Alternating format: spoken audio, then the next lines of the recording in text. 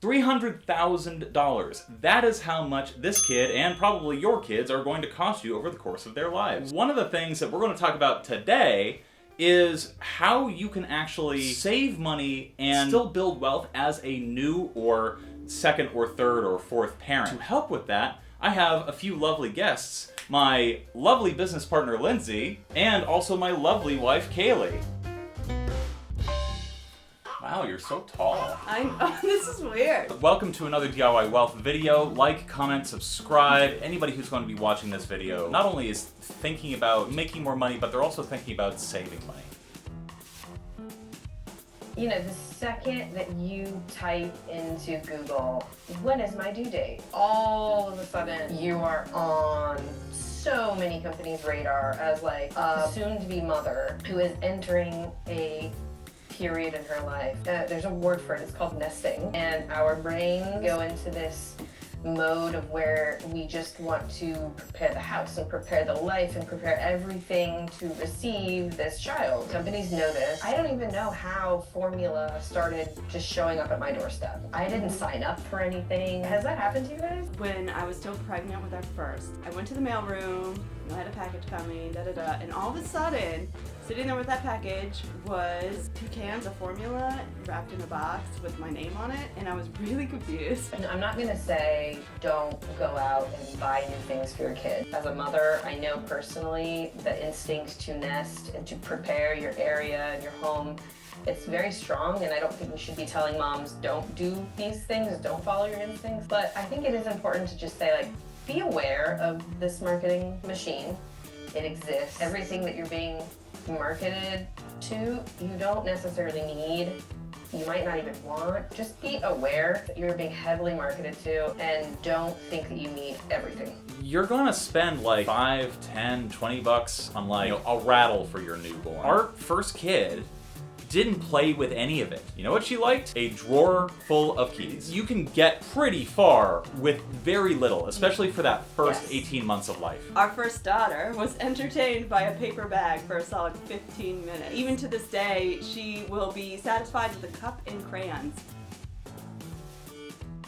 We're getting into our second bit of advice, which is accept hand-me-downs. It's kind of difficult. You're like, this is my child. They should have new things, not, used things, hand-me-downs. We have friends with older boys, and they hand down all the clothes, and it has been wonderful not having to spend money on clothes because they go so fast. If you've had one kid and you know you want to have another, maybe choose more gender neutral or something that you can use again. We didn't buy any clothes for our second born except one outfit that I got for Christmas, and that was it. Buy with the intent of what you plan to do. And there was one purchase that we made that I realized we didn't do that, and that was the one big regret that I had. What was the big purchase that you regretted? I know what it is. What is it? The stroller. You needed a double stroller. This is something I'll say on DIYwealth.com pretty often, which is if you buy cheap, you're probably going to buy twice. Strollers, you're going to buy expensive, and if you're going to have another kid, you're going to buy expensive again. One of the things that you might want to consider doing is getting one of those cool, hyper techy modular strollers that allow you to not only have a stroller for one baby, but also you can pull stuff out, have it be a bassinet stroller, and then a stroller, and then a 2-baby stroller. If you go in and invest in that when you have your first baby, you are going to end up, have something that if you don't end up having kids, still has high resale value. And 2, will set you up so that you don't have to worry about spending the money again. If you're going to make a large purchase, in all likelihood, you can find at least some aspects of that purchase that you can buy secondhand. Also, around, holidays, of which there are many, you'll always be able to find good deals on a lot of these expensive purchases, like a stroller, like a convertible crib to toddler bed. Those are expenses that it makes sense to spend a little bit extra up front because they are going to make your life easier down the road when you are in a much worse position mentally and physically to be able to make those kinds of decisions.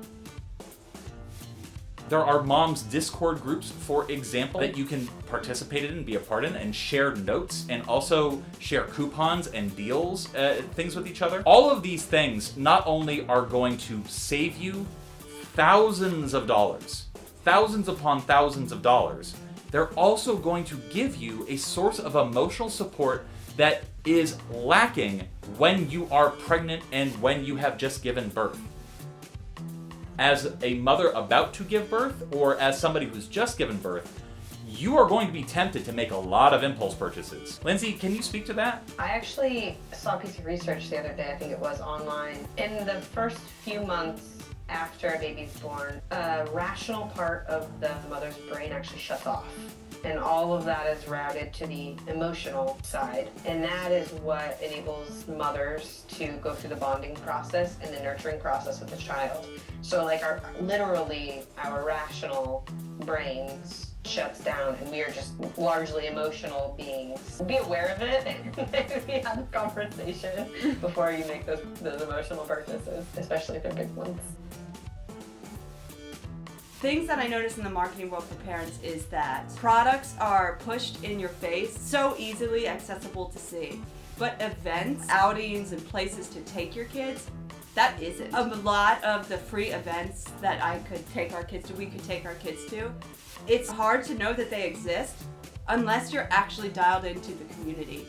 And so through that, you can find locations that you've never heard about before. And it was only because I was dialed into the mom's Facebook groups and reaching out that I was able to find these really cool places that we didn't have to spend anything and have these really amazing experiences with our children. I feel like wealth in parenting, it isn't just the money that you're saving, it's also the emotional bonds that you're building.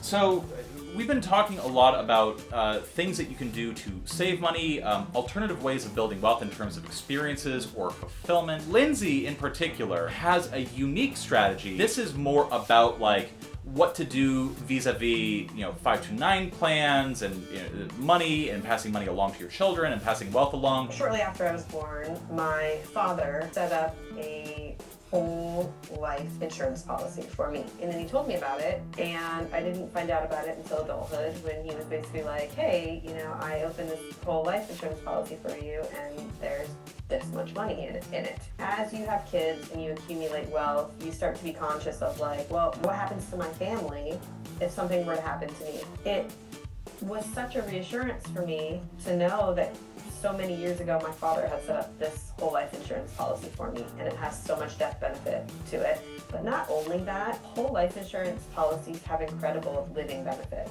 I can call up the whole life insurance company anytime I want. I can take a loan out on my own money. The insurance company will give me a loan, and I can make a down payment on a new home. I can pay for college expenses. I can pay for whatever I want. I don't have to report what I'm using the money for. And then I pay off the life insurance company. But what's amazing is that because it was the life insurance company that gave me the loan, the money never left let's call it my insurance bank account. So that money has continued to compound since I was 1 year old. It's been amazing how much wealth it has created within this policy. And when I pass away, that death benefit will go to my children, and I don't have to think about it. That was a video. Parenting! Hold on.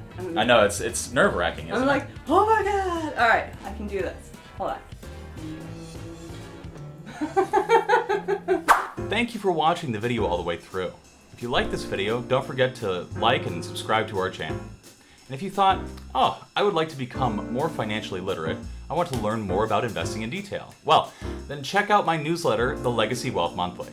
You can click the link in the description box below. With the concept of becoming richer every month, Legacy Wealth Monthly is packed with information necessary for asset building through investment, and includes recommendations of individual stocks and commentary on current market conditions. Legacy Wealth Monthly also features a column from Mark Ford, a multimillionaire who built his fortune from an ordinary salary to 5 billion yen in just a few years. You'll also find editorial by a Japanese analyst and a Q&A corner to answer your investment questions. We provide you with lots of information, all with the goal to enrich your life. If you are interested, please check out the details in the description box below. Take care.